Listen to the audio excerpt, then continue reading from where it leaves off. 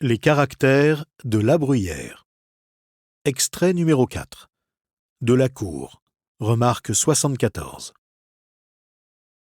L'on parle d'une région où les vieillards sont galants, polis et civils.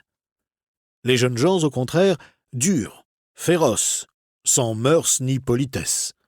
Ils se trouvent affranchis de la passion des femmes dans un âge où l'on commence ailleurs à la sentir. Ils préfèrent des repas, des viandes et des amours ridicules. Celui-là, chez eux, est sobre et modéré, qui ne s'enivre que de vin. L'usage trop fréquent qu'ils en ont fait le leur a rendu insipides.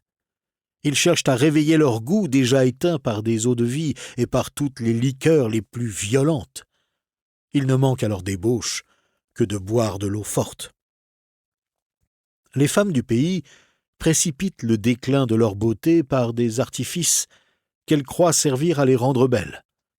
Leur coutume est de peindre leurs lèvres, leurs joues, leurs sourcils et leurs épaules, qu'elles étalent avec leur gorge, leurs bras et leurs oreilles, comme si elles craignaient de cacher l'endroit par où elles pourraient plaire, ou de ne pas se montrer assez. Ceux qui habitent cette contrée ont une physionomie qui n'est pas nette, mais confuse, embarrassée dans une épaisseur de cheveux étrangers qu'ils préfèrent au naturel, et dont ils font un long tissu pour couvrir leur tête. Ils descendent à la moitié du corps, changent les traits et empêchent qu'on ne connaisse les hommes à leur visage. Ces peuples d'ailleurs ont leurs dieux et leurs rois. Les grands de la nation s'assemblent tous les jours à une certaine heure dans un temple qu'ils nomment Église. Il y a au fond de ce temple un autel consacré à leurs dieux, où un prêtre célèbre des mystères qu'ils appellent saints, sacrés et redoutables.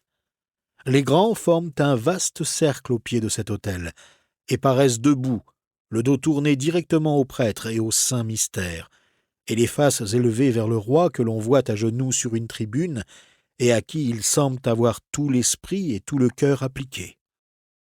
On ne laisse pas de voir dans cet usage une espèce de subordination, car ce peuple paraît adorer le prince, et le prince adorer Dieu.